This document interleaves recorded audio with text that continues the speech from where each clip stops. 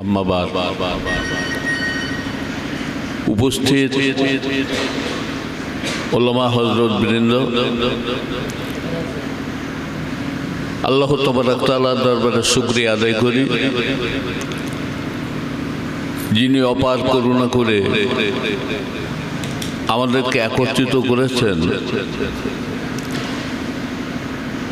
বিভিন্ন সমস্যা সমাধানের রাস্তা তৈরি করার জন্য একতাবদ্ধ হওয়ার প্রয়োজন অনুভব করে আমি এবং আমারই অত্যন্ত নিকটতম প্রিয়জন মুহতারাম মাওলানা আবু বকর সাহেব, আরও কয়েকজন এলাকার প্রবীণ আলেমরা আলোচনা করে আপনাদের সবাইকে আজকে আহ্বান করেছি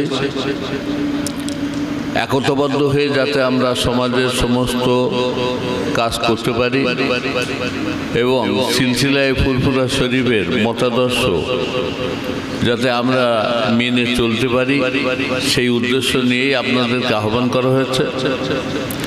প্রত্যেকের সুচিন্তিত মতামত আমাদের প্রয়োজন। হয়তো আজকে স্বল্প সময়ে সবাইকে সেইভাবে সময় দেওয়া সম্ভব হবে না, তবুও মোটামুটি যতটুকু সম্ভব সবাইকে চেষ্টা করব সময় দিয়ে আমরা যাতে আমাদের মুখ্য উদ্দেশ্যটা সফল করতে পারি। তো এই মুহূর্তে আমাদের আলোচনা শুরু হবে, তেলাওয়াতের মাধ্যমে শুরু হয়েছে, এখন পর্যায়ক্রমে আলোচনা শুরু হবে, একের পর এক আলোচনা রাখবেন। তো প্রথমেই আমি মোহতারাম মাওলানা আবু বকর সাহেবকে আমি আলোচনা আহ্বানের উদ্দেশ্য সম্পর্কে কিছু কথা বলার জন্যে আমি অনুরোধ করছি এবং পরবর্তী একের পর এক সবাই আসবেন, দুটার কথা বলবেন।